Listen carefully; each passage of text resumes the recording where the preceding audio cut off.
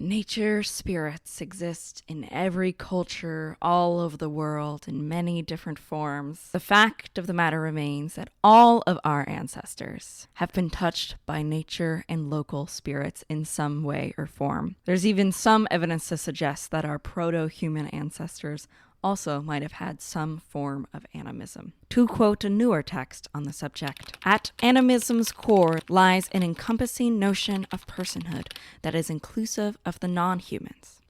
According to Graham Harvey, animists recognize that the world is full of persons, only some of whom are human, and that animism is lived out in various ways that are all about learning to act respectfully towards and among other persons. With personhood being acknowledged in spirits, deities, animals, plants, stones, mountains, seas, rivers, places, and human artifacts alike.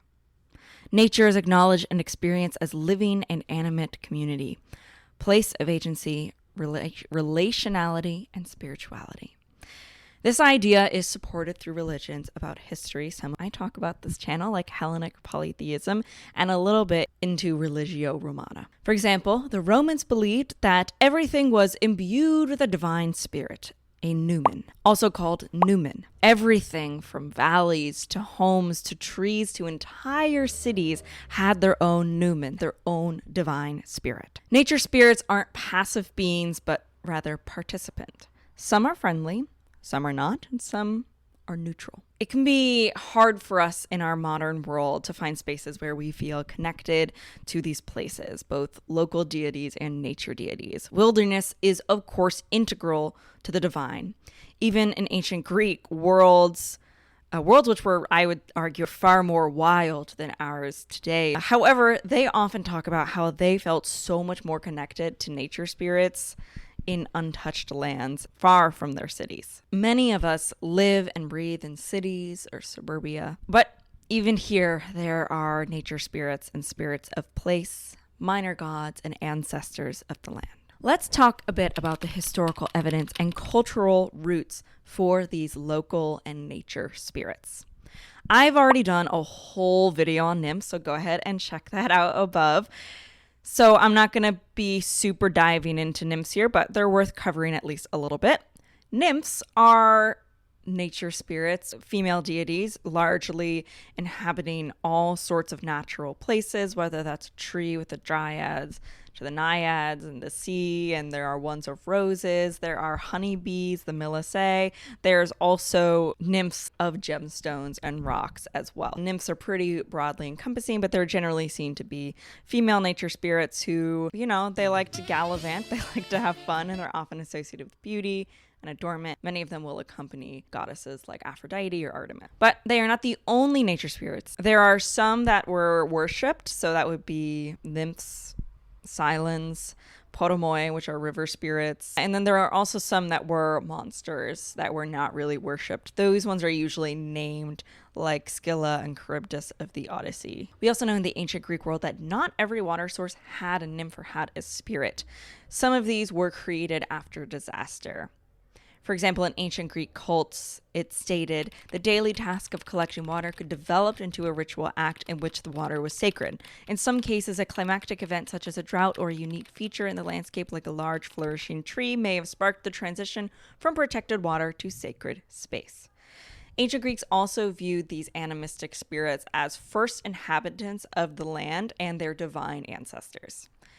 They were also intimately tied to local identity, with youths offering their hair to the local river spirits. In the ancient Greek belief, trees themselves were not necessarily spirits or spirit houses, but rather the spirit's double, so that way we as mortals are able to perceive them. Sources are split on if cutting down a tree kills a nymph. Many sources seem to indicate that it does not necessarily, but it is not going to make that nymph happy and might even sever the nymph's ties to the mortal world. While Rome is known for its heavily imperial religion, they also conversely had intensely personal religions, giving us things like genius loci and household spirits.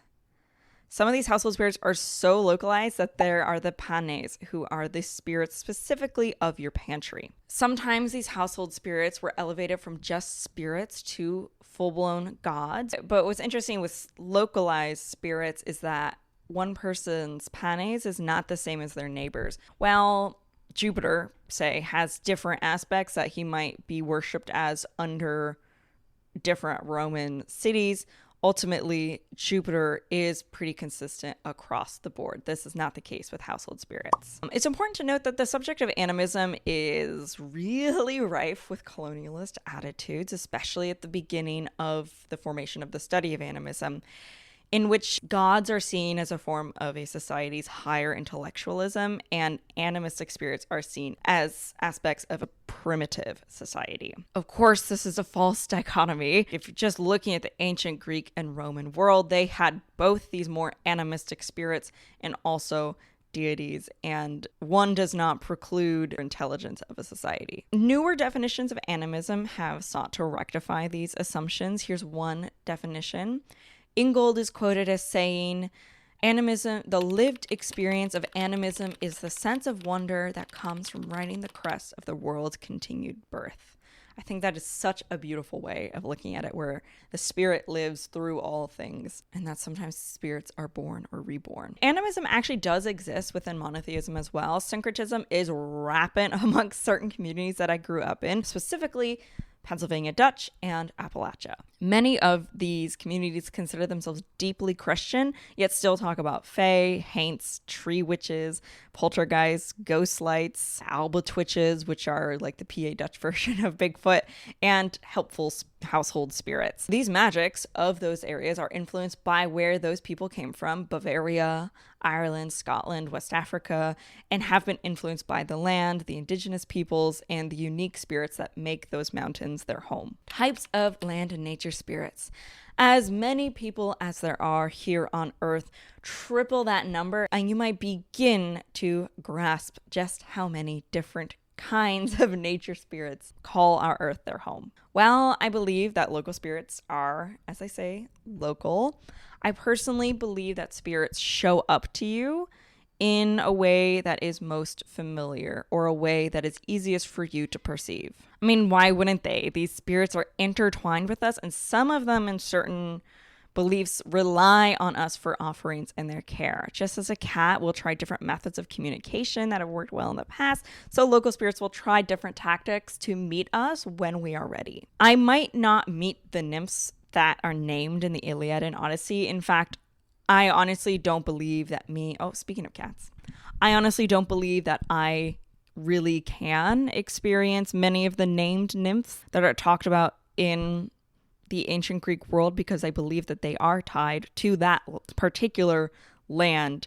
And while gods can traverse these boundaries, in my own personal understanding, these nature spirits and local spirits are rooted in their locality, hence their name. But this doesn't mean that I have not met nymphs along my journey. I certainly have. And I believe that these nature spirits chose to show up to me in this way because this is a method that I understand in a way in which I am able to perceive them, if that makes sense. So what about some other ancient Greek local or nature spirits? We have the Agathos daemon, who is a bit blurry. That's why a reason I haven't done a full video on the Agathos daemon is because, like the Daepnon, there's a lot of chitter chatter on what the Agathos daemon actually is.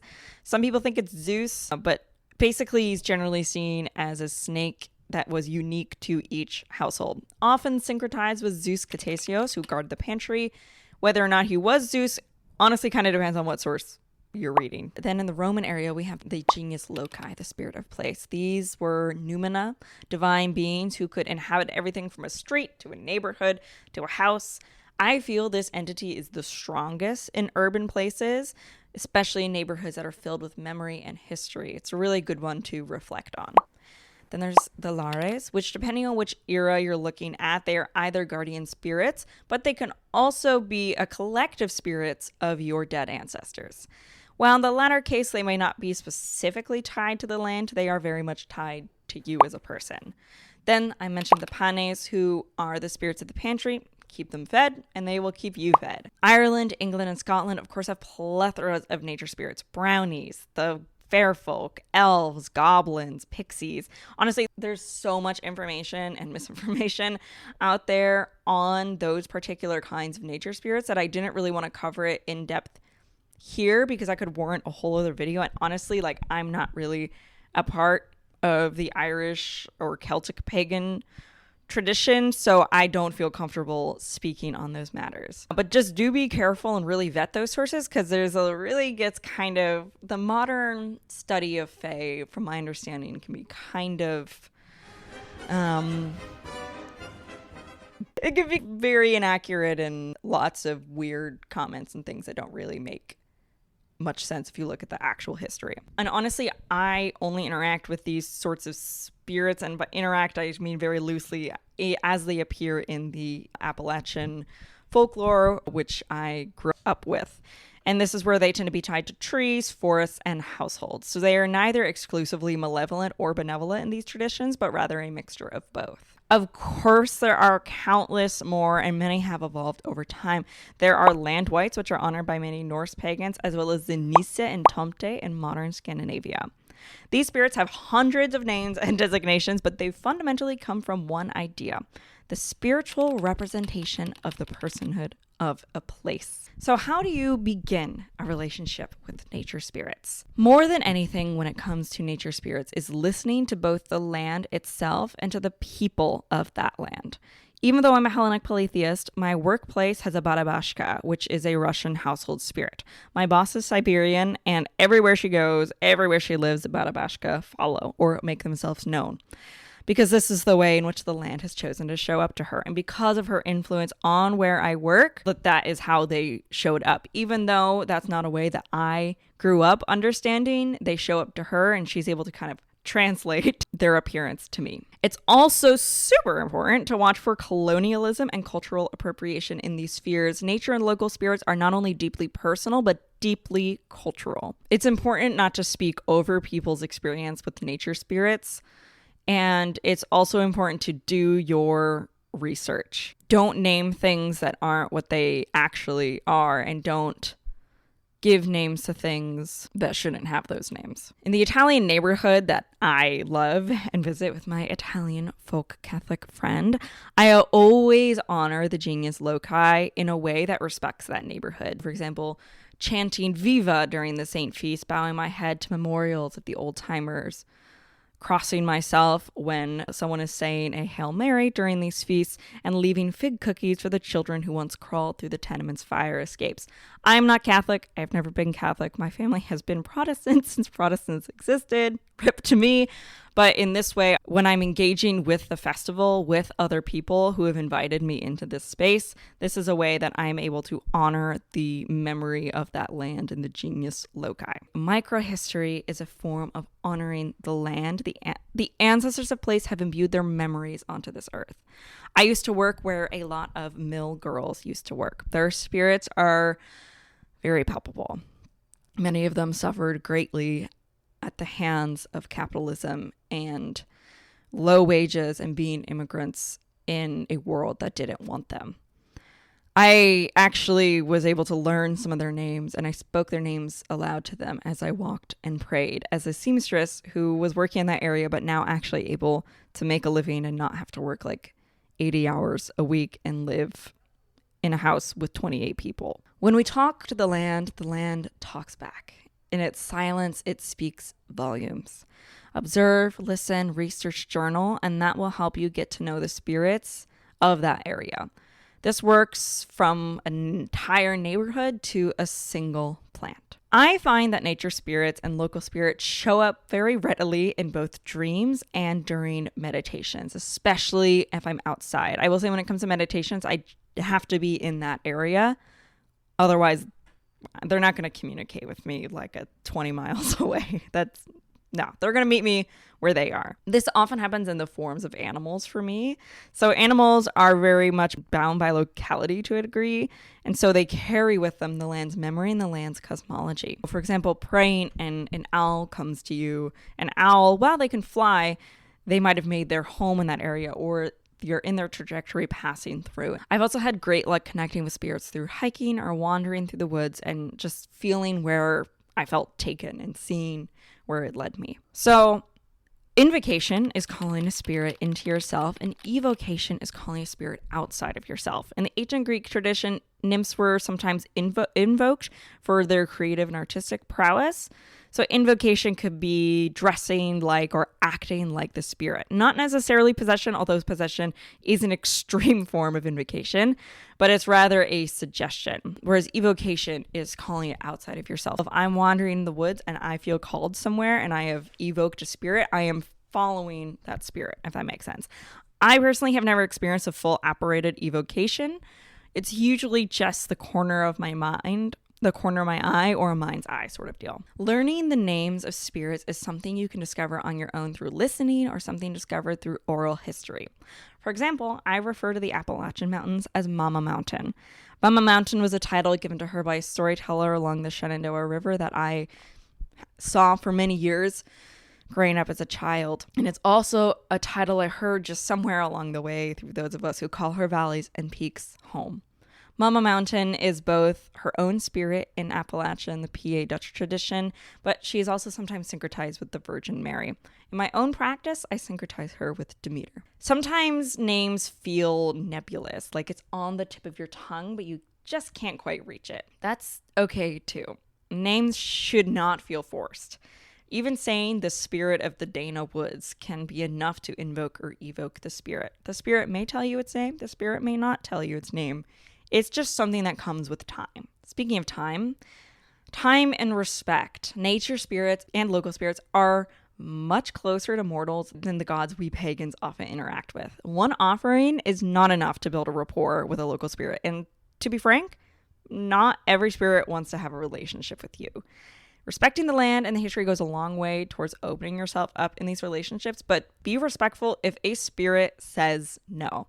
This no can be aggressive, like literally slamming a door.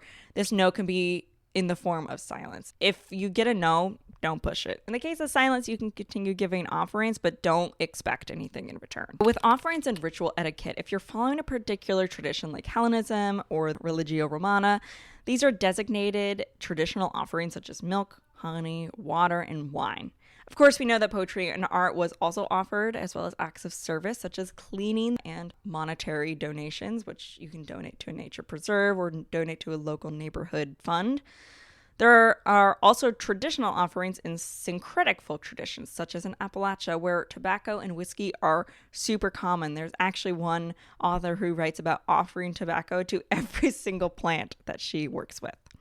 And I do think works with is the right terminology here. I did a rant about it in a previous video. And then you can learn what the land likes and what might be your own personal revelation. Bits of food, a song, a specific kind of cocktail. Ask me how many hot toddies I've made. Just do be mindful that while lands are filled with spirits who like offerings, they are also filled with animals who might consume or dig up said offerings. So this is also doubly so in urban areas. You don't want anything that may harm the local wildlife or plant life. You don't want anything that's going to attract a ton of rats and raccoons, which is generally not great for a neighborhood in general. So don't bury jars, don't bury spell jars, don't do it. Don't put salt on the ground. It's literally called salting the earth for a reason. Don't do it. Find another way to draw up a circle. In my personal experience, asking things of a local spirit can take longer than with established deities. Spirits may be very likely to say no. And while it takes a lot to truly anger a deity, this is not the case with some local and nature spirits. Some of them are very easily offended. And this is why divination is also super important during these rituals, so that way you can gauge how the spirit is feeling. Weather divination, tarot, animal, scrying, casting lots, anything but pendulums are a great way to ask what's going on where you stand. I've done a pendulum right before.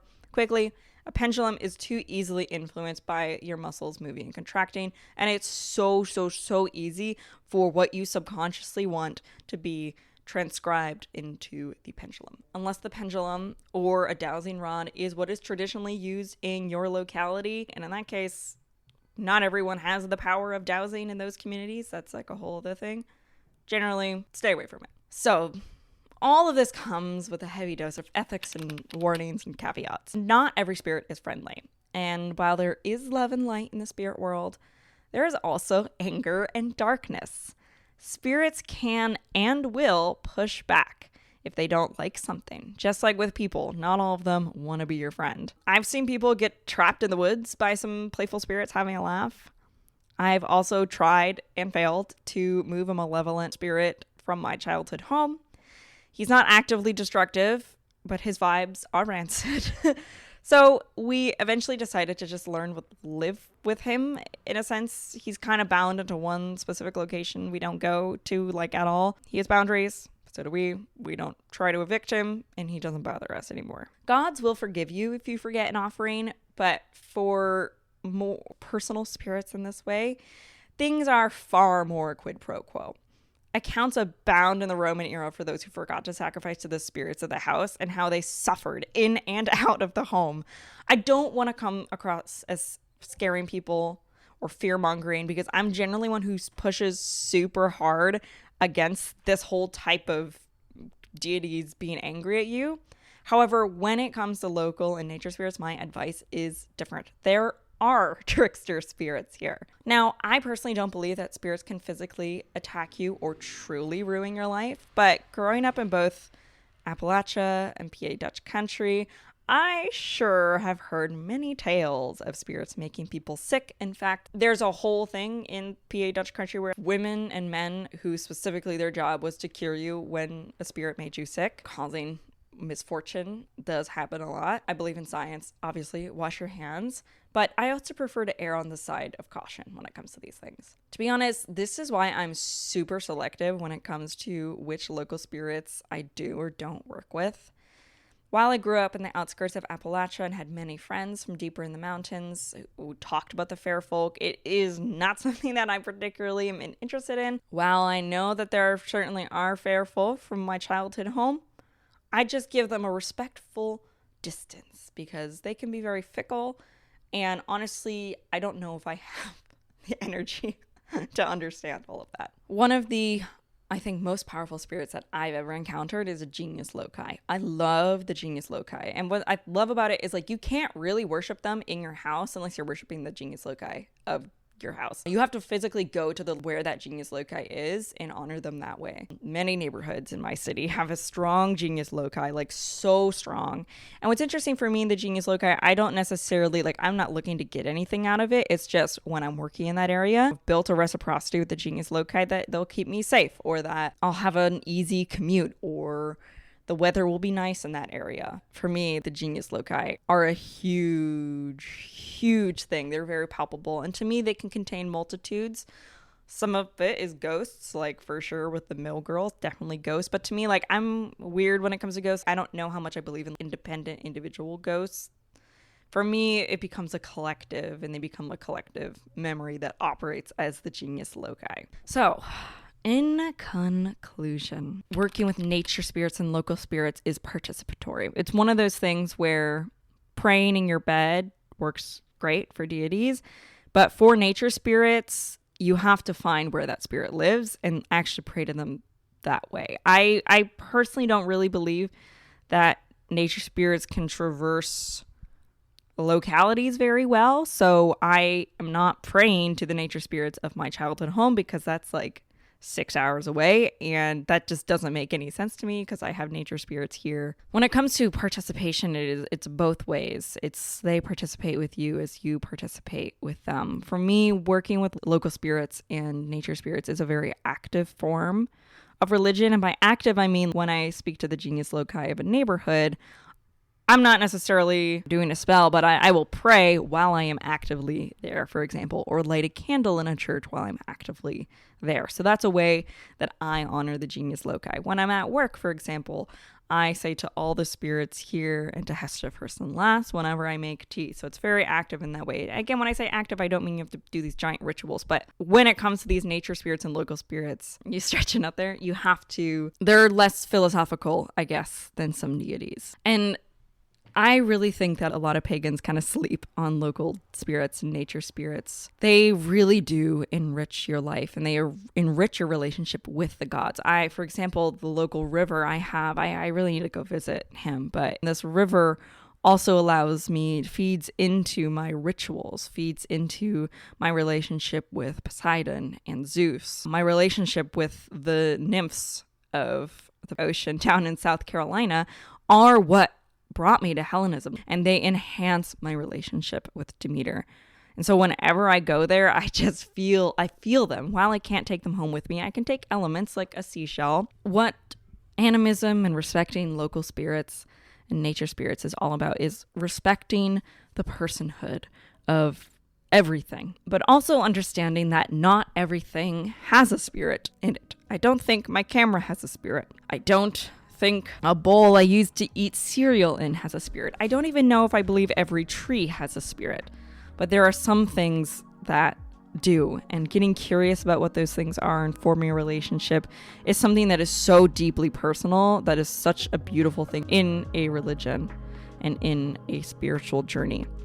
This video was really hard for me to make because so many of my examples are so heavily tied to my own locality, and of course I want to be a little private about that, but also what applies to me here is not what's going to apply to you there. Reconstruction can work here, especially with traditional offerings, but you have to get out and explore where you're from. I recommend that you start with the house. Houses have so many spirits in them. Leave offerings. Say, hey, what spirit's here? Get curious. They might be quiet, they might be shy, but I think starting with your household spirits are a really great way to really get connected with local and natural divinities. Grow a houseplant. Again, I don't think every houseplant has a spirit, but I certainly think some of them do. And maybe as if you treat caring for your plant as a sacred act, maybe eventually a spirit will form itself there. I hope this made sense. And I know this video, while it did have research, a lot of it was based on my own personal experiences, my own personal revelations, and it might not be the same for you. So I'm curious, how does working with local and nature spirits happen with you? I'm so curious. Pop all of this stuff down into the comments below. And thank you so much for watching this video. And I know my camera's dead, but I will see you in the next one. Bye-bye. Shout out to my patrons $5 and up: Anarcho Witch, Annie Nagel, Ikeda Hakubi, Little Raven, Michius Porcius, Thistle, and Tiny Atlas.